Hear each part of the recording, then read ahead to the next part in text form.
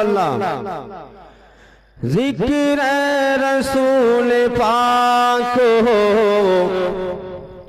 जिक्र रसूल पाक हो, जिक्र खुदा की बात, जिक्र खुदा की बात। जिक्र रसूल पाक हो, जिक्र खुदा की बात, जिक्र खुदा की बात। कि जिक्र रसूल पाक हो,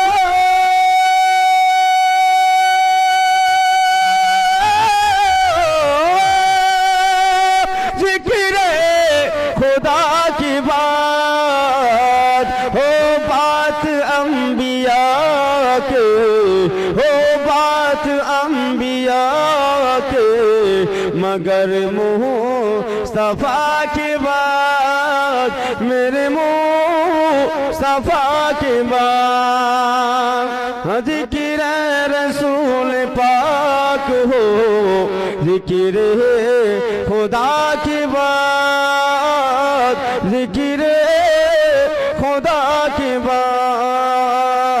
जिक्र रसूल पाक हो, जिक्र खुदा की बात, जिक्र खुदा की बात।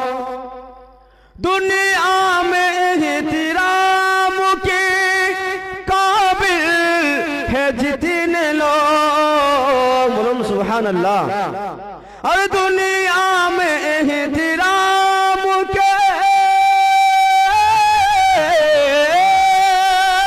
दुनिया में एहतराम के काबिल है जितने लोग। हो बात उन सबों की, हो बात उन सबों की, मगर मुस्तफा की बात, मेरे मुस्तफा की बात। जिक्र रसूल पाक हो, जिक्र खुदा की बात, जिक्र खुदा की बात। जिक्र रसूल पाक हो, जिक्र खुदा की बात, जिक्र खुदा की बात। अल्लाहुम्मा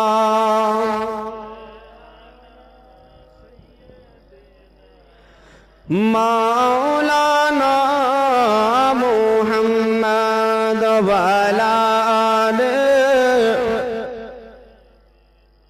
वाला सैयदना मौलाना मुहम्मद सल्लल्लाहु तआला अलैहि वसल्लम।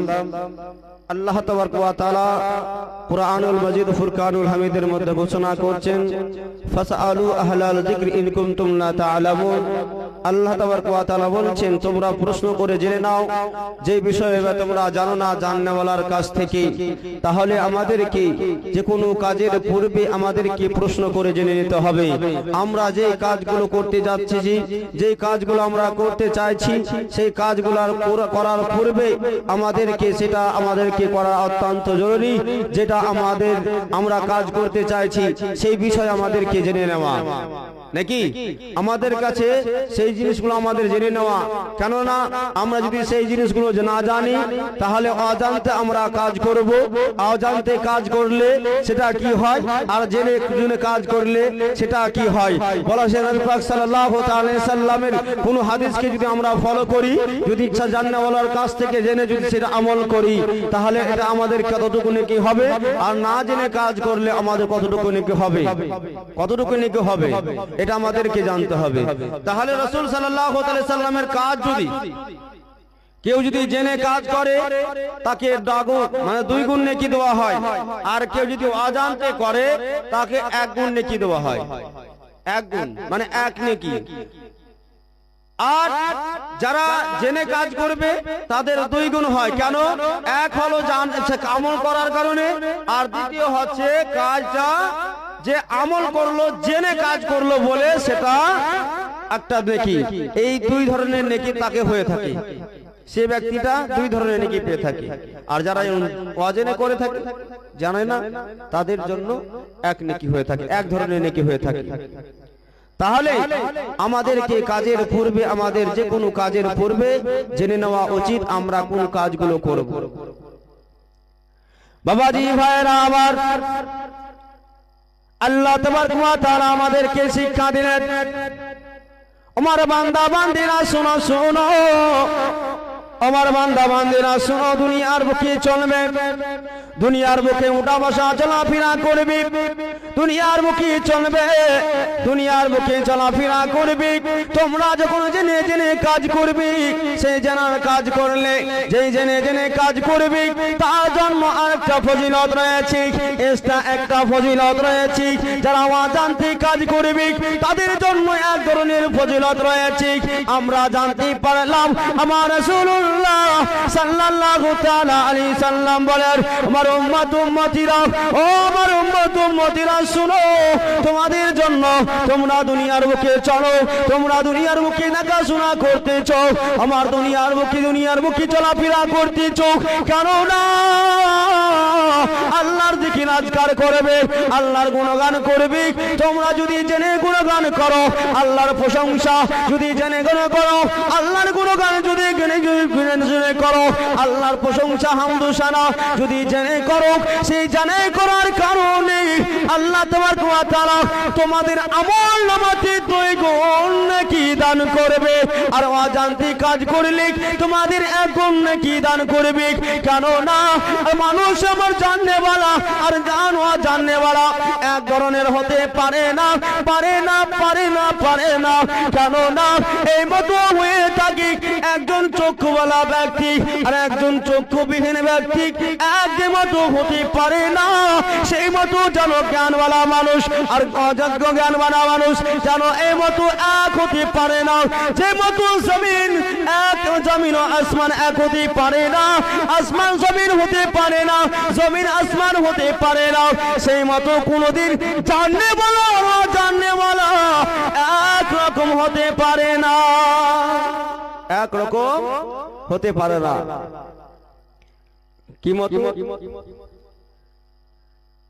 আমাদের বলা হয়েছে কিতাবের মধ্যে এসেছে, একজন সাধারণ মানুষের পুরো রাত্রি জেগে ইবাদত করে একজন আবিদ বান্দা যদি সারা রাত জেগে যদি ইবাদত নফল ইবাদত করে, আল্লাহর জিকির আজকার গুণগান করে, যেটা নেকি সে বান্দা পায় না। একজন হাক্কানি আলিম যদি আরামে বিছানায়, নিজের বিছানায় যদি আরাম করে, তার থেকে বেশি নেকি পেয়ে থাকে। একজন আলিম তার থেকে বেশি নেকি পেয়ে থাকে। তাহলে আমাদেরকে যে কোনো জিনিস করার আগে আমাদেরকে জানতে হবে, জানি যদি কাজ করি তাহলে আমাদের বেশি নেকি আছে। কেননা জাননেওয়ালার ফজিলত আলাদা আর অজাননেওয়ালা ফজিলত আলাদা।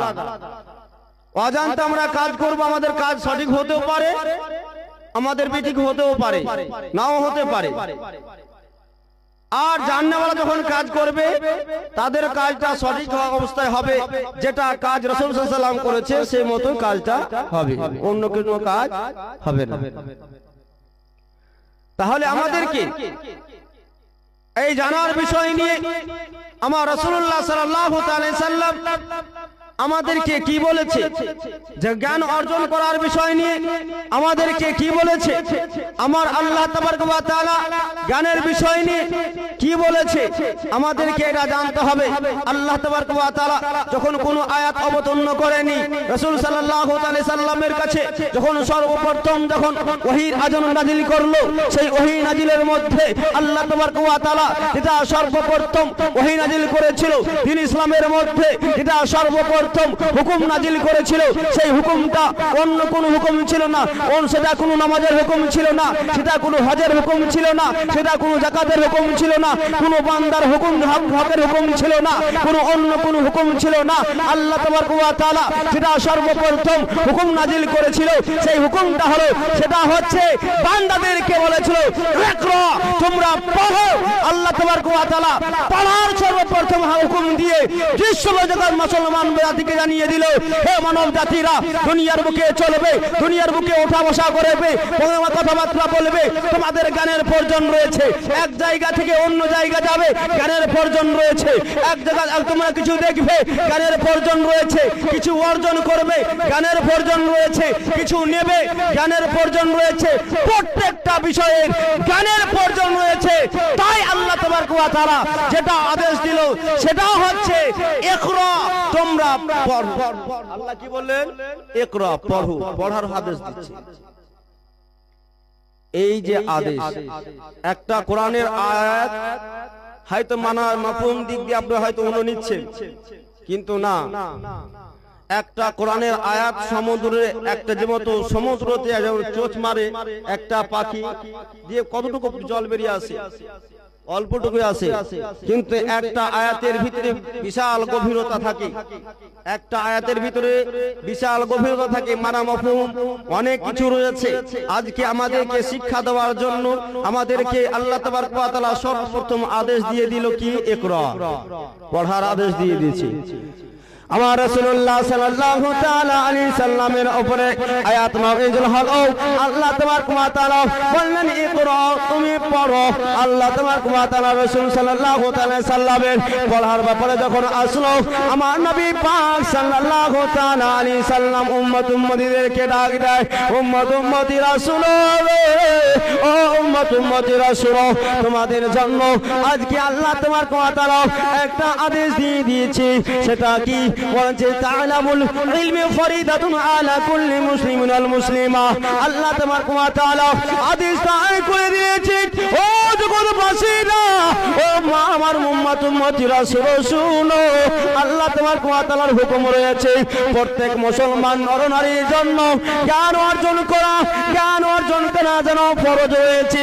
প্রত্যেক নরনারীর জন্য জ্ঞান অর্জন করা ফরজ রয়েছে। কোথায় গিয়ে জ্ঞান অর্জন করবি? আমার রাসূলুল্লাহ সাল্লাল্লাহু তাআলা আলাইহি সাল্লাম যারা বলেছে, তোমার বলেছে, ও আমার উম্মতিরা, তোমাদেরকে যদি জ্ঞান অর্জন করতে গিয়ে যদি গ্রামকে ছাড়তে হয়, গ্রাম ছাড়িও। যদি নিজের শহরকে ছাড়তে হয়, শহরকে ছাড়িও। নিজের দেশকে যদি ছাড়তে হয়, নিজের দেশকে ছাড়িও। তারপরেও তোমরা জ্ঞান অর্জন করো, নচেৎ তোমরা এই কথা দূরে থাকিও না। জ্ঞান থেকে দূরে থাকিও না, জ্ঞান অর্জন অবশ্যই করিও। কি বললেন? ফরজ করলেন। তাহলে আল্লাহ তাবারক ওয়া তাআলা যে মতো নামাজ আমাদেরকে ফরজ করেছে, হজ ফরজ করেছে, যাকাত ফরজ করেছে, ওই মতো আমাদেরকে রাসূল সাল্লাল্লাহু আলাইহি সাল্লাম বলে দিয়ে গিয়েছে যে জ্ঞান অর্জন করাটাও ফরজ।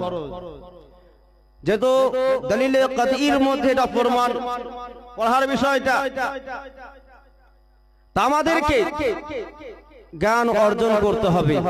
আজকে আমরা বিশ্ব জগৎ মুসলমান আজকে পিছিয়ে পড়া থাকার কারণ হচ্ছে এটাই যে আমরা জ্ঞান থেকে অত্যন্ত দূরে, আমরা জ্ঞান অর্জন করি না, আমরা শিক্ষা করি না, আমরা শিক্ষা থেকে অনেক দূরে।